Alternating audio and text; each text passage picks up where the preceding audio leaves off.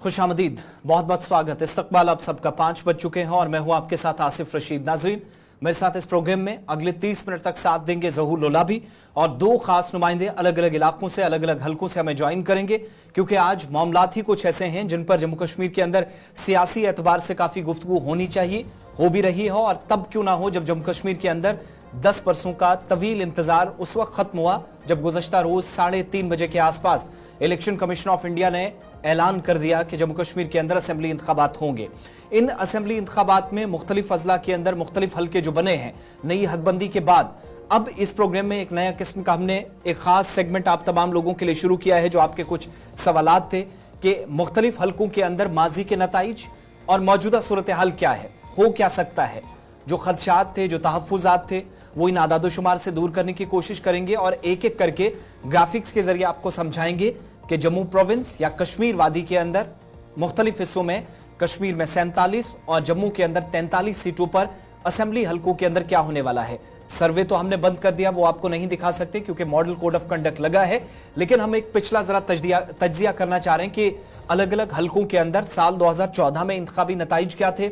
जून के महीने में जब भारतीय जनता पार्टी ने पीडीपी से हिमायत खत्म या वापस लेने का ऐलान साल 2018 में किया, अवामी मुंतखबा हुकूमत खत्म हुई और साबिका रियासत से यूनियन टेरिटरी में हम आ गए, लेकिन नए और पुराने हल्के जो हदबंदी रिपोर्ट के बाद भी एक दूसरे का जो आप जियोग्राफियाई एतबार से तब्दील होते हुए इलाकों की सूरत हाल देख रहे हैं, वहां पर क्या माजी में हुआ था और आज के वक्त में क्या कुछ है। आंकड़े न सिर्फ साल 2000 के पहले बल्कि 2000 से के बाद भी, यानी 2018-19 तक क्या रहा, और कोशिश करेंगे कि जो जो अभी तक हमारे पास रिजल्ट्स आते गए या फिगर्स हमने निकाले वो आपके सामने रखें। आज बिलखुसूस 3 हल्कों की बात होगी। शुमाली कश्मीर से आगाज करेंगे। 3 मुख्तलिफ बेल्ट्स के अंदर क्या होगा।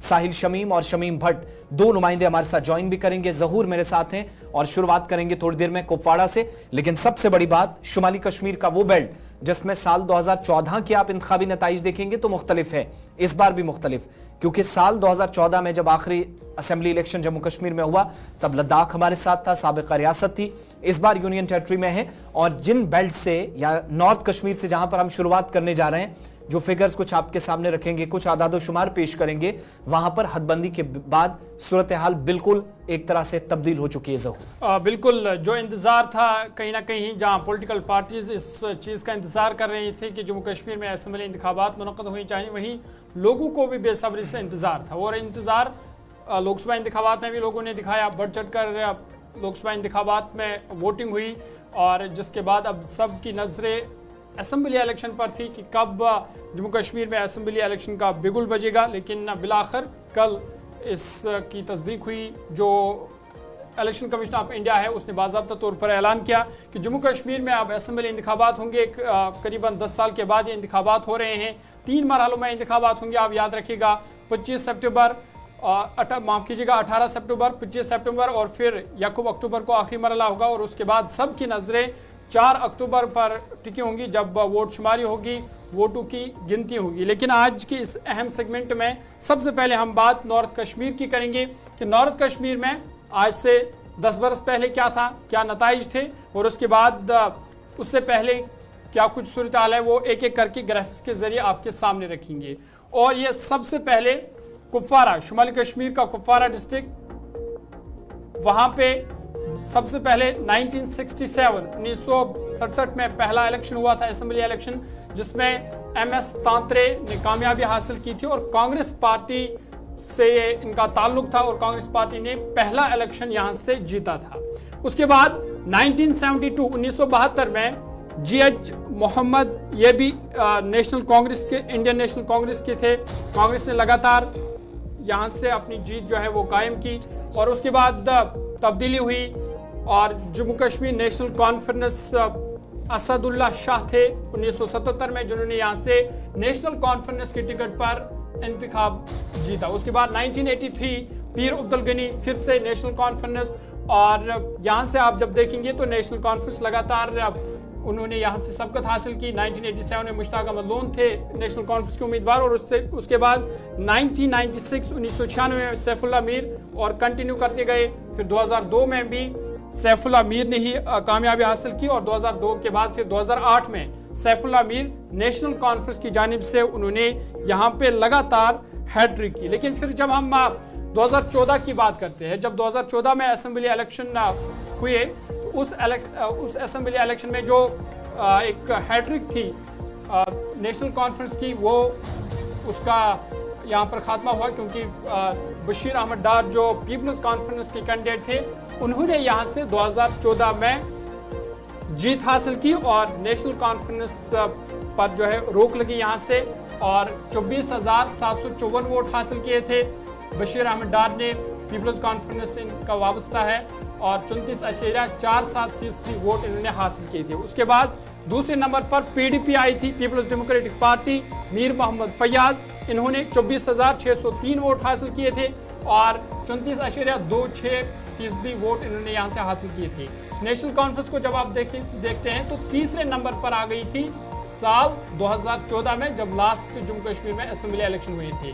17,390 वोट हासिल किए थे, 24.21% वोट शेयर उन्होंने हासिल किया था। और उसके बाद चौथे नंबर पर भारतीय जनता पार्टी थी, जिनके उम्मीदवार अब्दुल रहमान लोन थे, 790 वोट हासिल किए थे। और उसके बाद वली मोहम्मद खान थे नेशनल पैंथर्स पार्टी के, जिन्होंने 672 वोट हासिल किए थे।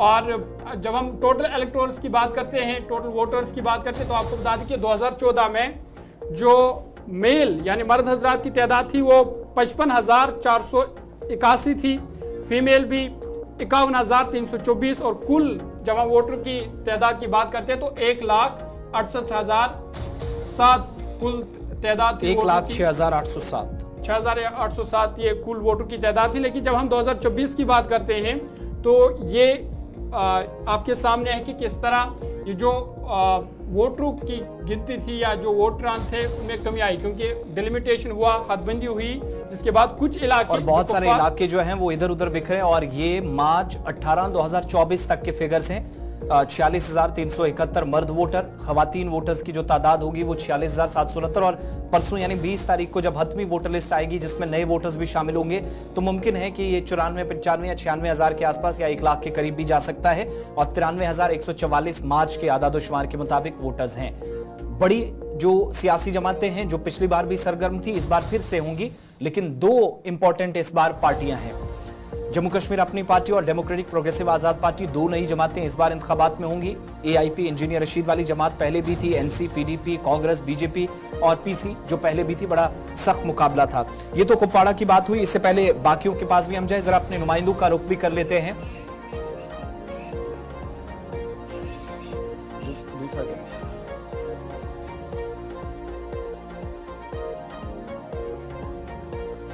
और ये जरा साहिल शमीम के पास भी चलते हैं। हमारे नुमाइंदे इस वक्त हमारे साथ ज्वाइन किए हैं। साहिल, ये जो आदादोशुमार हमने बताए हैं ये तो पिछले रिजल्ट्स थे, इस बार की एग्जैक्टली सूरत हाल क्या है? क्या रुझान आपको नजर आ रहे हैं? और फर्क वाजे तौर पर न सिर्फ डिलिमिटेशन के बाद नजर आएगा, मगर वोटर्स जो इस बार क्या कुछ अलग सोच के साथ आएंगे? कुछ नई चीज होगी कि जो हम साल 2014 में मिस कर रहे थे और 2024 के इन असेंबली इलेक्शंस में खास तौर से कुपवाड़ा वाली सीट पर देखेंगे?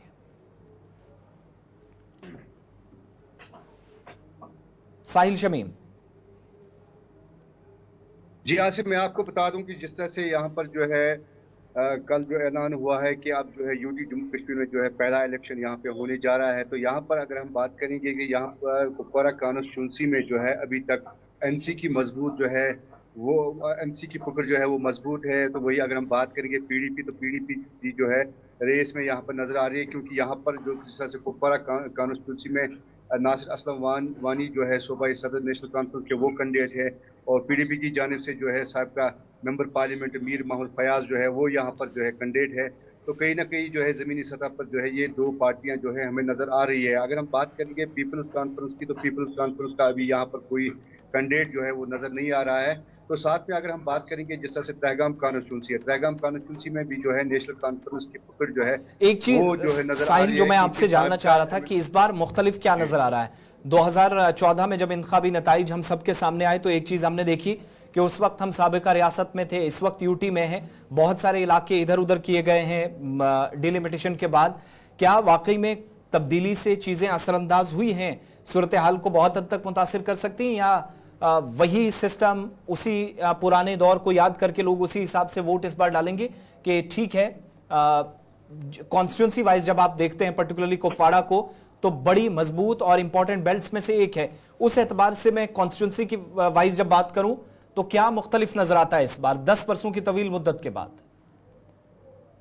जी आसिफ, मैं आपको बता दूं कि जिस तरह से यहाँ पर जो है अब इलेक्शन जो है होने जा रहा है, तो लोग जो है अब सोच समझ के जो है इस बार वोट डालेंगे, क्योंकि जिस तरह से हमें लोकसभा इलेक्शन में जो है यहाँ पर लोगों के रुझान देखा, जिस तरह से यहाँ पर लोगों ने जो है अपने वोट का इस्तेमाल किया है, हालांकि जिसमें इंजीनियर रशीद की पार्टी ने इंजीनियर रशीद ने जो है बाजी मारी है, लेकिन यहाँ पर भी जो है इस वक्त ये जो है चुमी गोइयां हो रही है कि कौन सी पार्टी जो है उनके कहाँ पे खरा उतरेगी, उसके लिए जो है यहाँ पर वोट जो है वो कास्ट किया जाएगा। साथ में अगर मैं ये भी कहूँगा कि यहाँ पर जो है जिस तरह से मैंने पहले भी कहा कि नेशनल कॉन्फ्रेंस यहाँ पर जो है इस वक्त नजर आ रही है लोगों को, लोग चाहते हैं कि नेशनल कॉन्फ्रेंस आए, क्योंकि जिस तरह से हम आप रिकॉर्ड लोगों से बात करते हैं। चलिए साहिल, आप हमारे साथ रहिएगा, जरा एक और कॉन्स्टिट्यूंसी अहम सवाल साहिल डिलिमिटेशन के बारे में थोड़ा सा बताइएगा, क्योंकि कुपवाड़ा पहले कॉन्स्टिट्यूंसी थी, अब जो त्रहगाम नई कॉन्स्टिट्यूंसी बन गई है वो इसी कुपवाड़ा से निकाली गई है।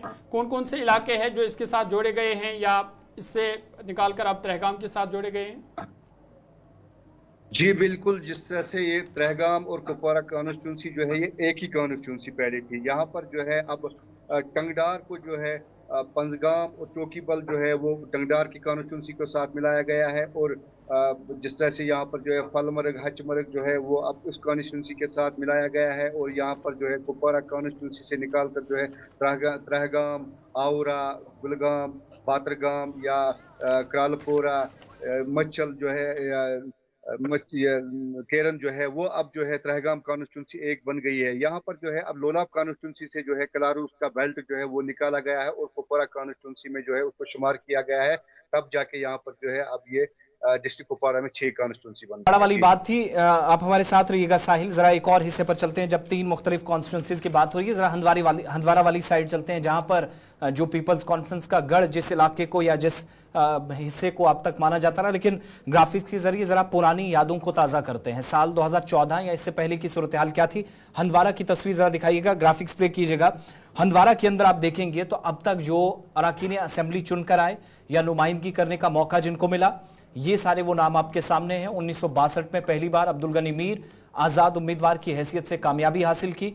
1967 में 5 वर्षों की मुद्दत के बाद अब्दुल गनी लोन जीत कर आए, सज्जाद गनी लोन के मरहूम वालिद।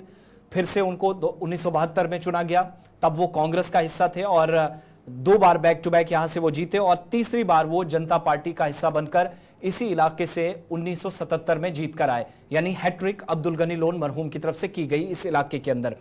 साल 1983 चौधरी मोहम्मद रमजान, यहां पर उन्होंने हिजब इख्तिलाफ को बैकफुट पर लाया, नेशनल कॉन्फ्रेंस के उम्मीदवार जीते। 87 में फिर वो जीत कर आए, 96 में फिर जीते, और इन्होंने भी बैक टू बैक 3 इंतखाबात जीते।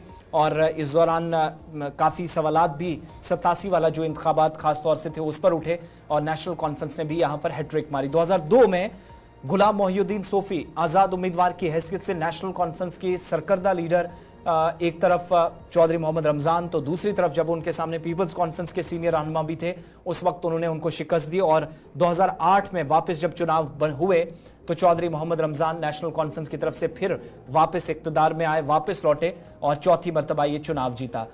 और साल 2014 की इंतखाबी नताइज को देखेंगे तो सबसे ज्यादा वोट्स जो हैं वो सज्जाद गनी लोन ने 29,355 हासिल किए थे, जो नियर अबाउट 43.25% वोट बनता है। 23,932 वोट चौधरी मोहम्मद रमजान ने हासिल किए, जिनको यहां से शिकस्त हुई 2014 में सज्जाद लोन के हाथों। और तीसरे नंबर पर गुलाम मोहिउद्दीन सोफी रहे, जो एक बार जीते थे पहले, पीडीपी के उम्मीदवार थे, 10,000 वोट भी नहीं ले सके, 15% के आसपास वोट। मोहम्मद यासीन भट्ट कांग्रेस की तरफ से महज 1119 वोट ले सके, और नोटा को भी 776 वोट पड़े, तकरीबन 1.25% के आसपास वोट पड़ा। ये 2014 के रिजल्ट्स। जब आप वोटर्स की तादाद देखते हैं तो 2014 में जिन लोगों ने वोट किया, मर्द वोटर्स 46,602 थे, 43,327 खवातीन वोटर्स थी, 89,929 टोटल थी। और इस बार के आदाद शुमार क्या बताते हैं, 2024 में 10 वर्षों के बाद इसमें कुछ जगहों पर इजाफा देखा गया। डीलिमिटेशन के बाद हमने देखा कुछ जगहों पर वोटर्स की तादाद कम हुई।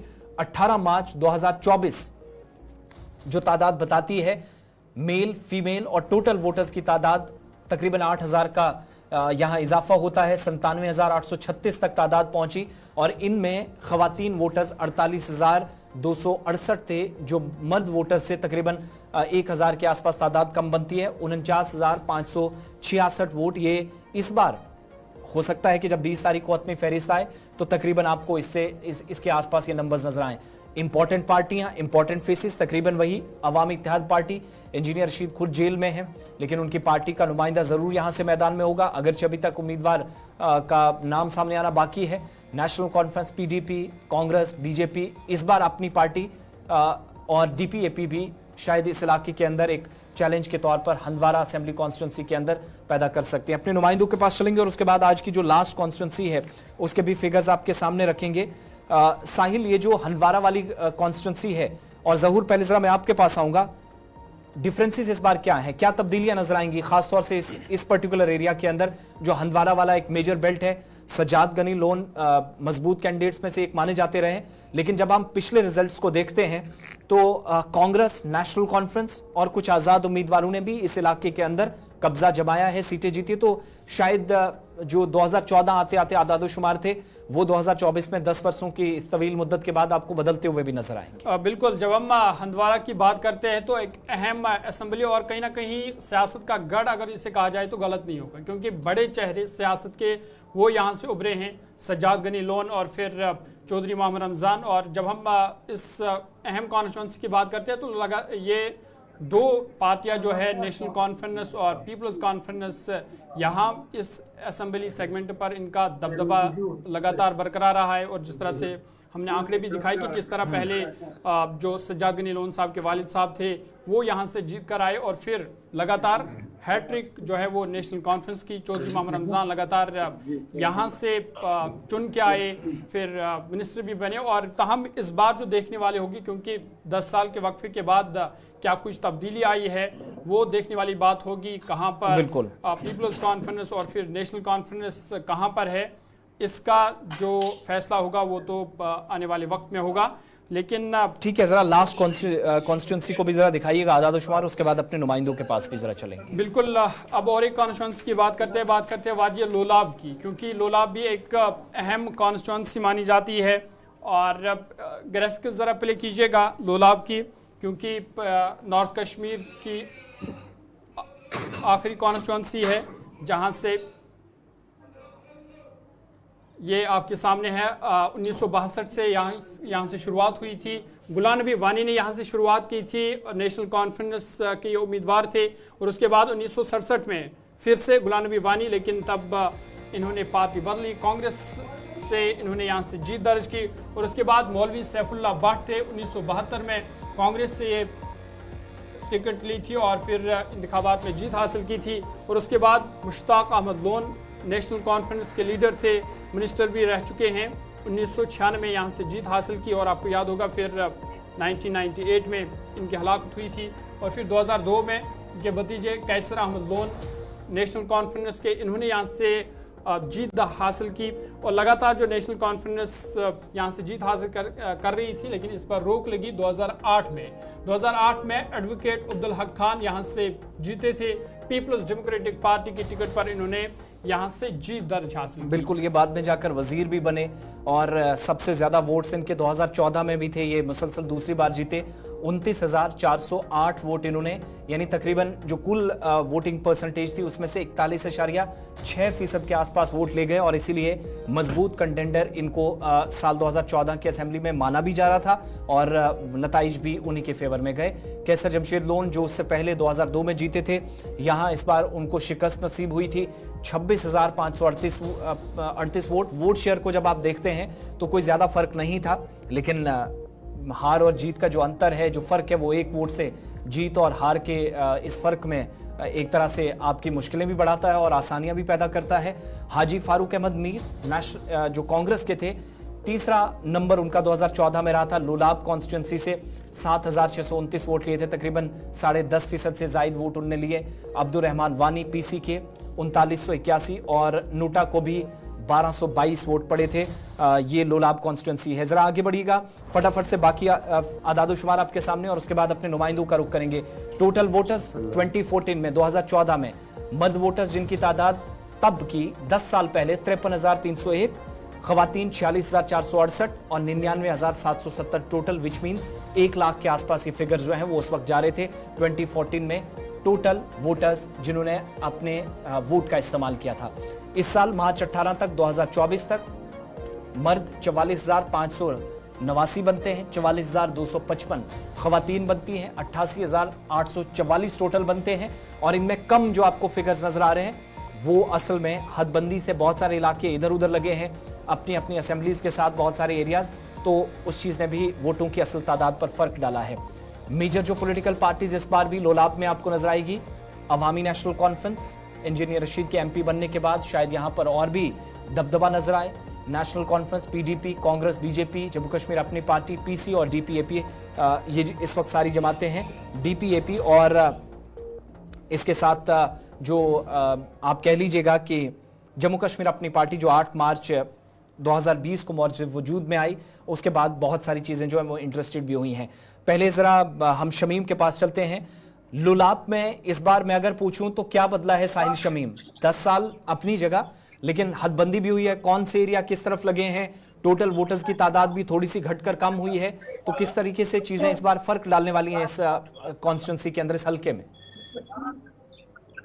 जी आसिफ, अगर मैं बात करूं लोलाब कॉन्स्टिट्यूंसी की, जिस तरह से हदबंदी का फैसला जो है सरकार ने लिया था, तो इसमें से जो है हमें कलारूस एक बेल्ट है, तकरीबन 10 से 12 हज़ार वोट जो है वो लोलाब कॉन्स्टिट्यूंसी काट के जो है अब कुपवाड़ा कॉन्स्टिट्यूंसी के साथ जोड़ा गया है जी। और मुच्छल इलाका जो है वो बिल्कुल लोलाब के इलाके के साथ जो है मुंसलिक रखा गया है।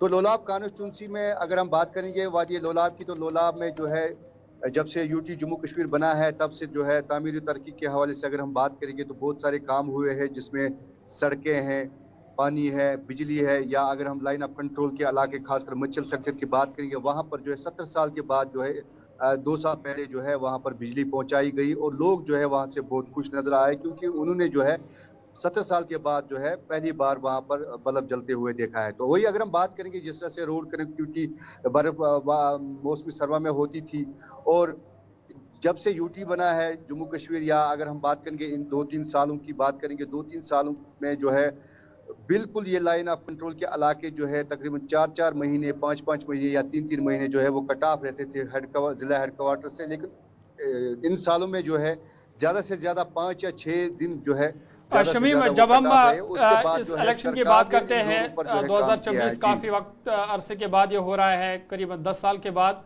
तो लोग इस इलेक्शन को किस तरह से देख रहे हैं और क्या लोगों के मुद्दे हैं जिनको लेकर वो इस असेंबली इलेक्शन में वोट देंगे?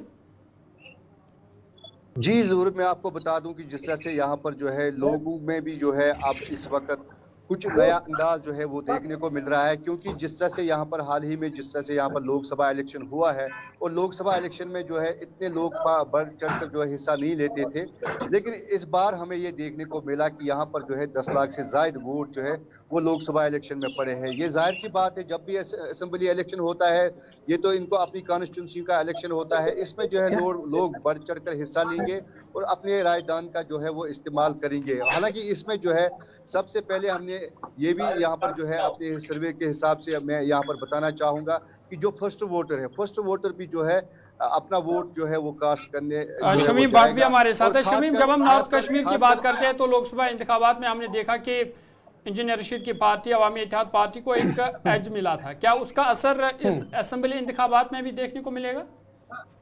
जी जरूर, मैं आपको बता दूं कि जिस तरह से यहाँ खासकर अगर हम अपनी सरहदी जिले कुपवाड़ा की बात करेंगे, यहाँ पर जो है इस तरह का वो रुझान जिस तरह से हमें देखने को मिला था लोकसभा इलेक्शन में, वो उस तरह यहाँ पर नहीं देखने को मिलेगा, क्योंकि लोगों को अब पता चला है कि इंजीनियर रशीद को जो है हमने वोट दिए थे, उसको जो संपत्ति हासिल हुई थी। अच्छा भट्ट शमीम, ये मुझे बताइएगा, हम हंदवाड़ा की भी थोड़ी देर पहले बात कर रहे थे, बाद में जो भट्ट शमीम से मैं सवाल जरा कर रहा हूँ, हंदवाड़ा कॉन्स्टिट्यूंसी की भी हम बात कर रहे थे, माजी की जो हमने रिजल्ट्स है जो हमने देखे, नेशनल कॉन्फ्रेंस भी, कांग्रेस भी और आज़ाद उम्मीदवार भी हंदवाड़ा के अंदर और पीपल्स कॉन्फ्रेंस भी इस इलाके के अंदर अब तक अपना रूल कर चुकी है। या एमएलए इस इलाके से बन चुके हैं।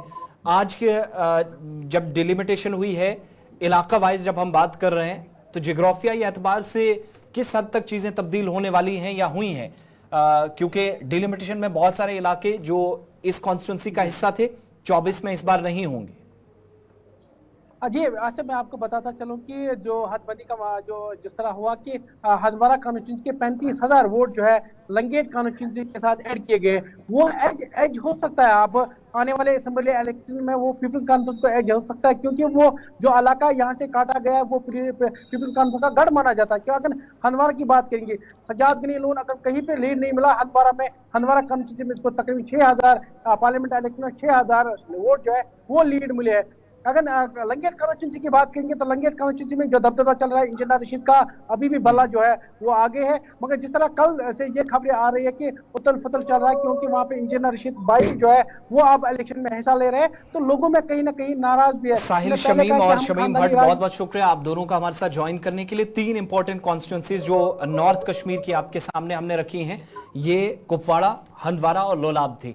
कल दोबारा से इस प्रोग्राम में आपके सामने हम हाजिर नहीं होंगे, लेकिन पीर के दिन जब आपके सामने वापस लौटेंगे तो आपको बताएंगे कि बाकी 3 एरियाज के अंदर क्या सूरत हाल, यानी 3 मुख्तलिफ हल्के हम चुनेंगे जो आज इस प्रोग्राम में हमने आपके सामने, इनसे जरा डिफरेंट होंगे जहूर, जो हम आपके इन तमाम लोगों के सामने रखेंगे। और अगले 3 असेंबली हल्कों से क्या खास हम लेकर आने वाले हैं, आखिर में जरा बताइएगा। बिल्कुल, जो अगले 3 असेंबली हल्के होंगे उसके जो आंकड़े हैं वो भी आपके सामने रखेंगे कि माजी से लेकर अब तक क्या कुछ हुआ है, कौन पार्टी कहां पर है और अभी तक किस पार्टी का दबदबा उस असेंबली सेगमेंट में रहा है वो आपके सामने रखेंगे। साथ ही साथ जो 2014 में कौन सी पार्टी कहां थी और अब 2024 में कहां है वो आपके सामने रखेंगे।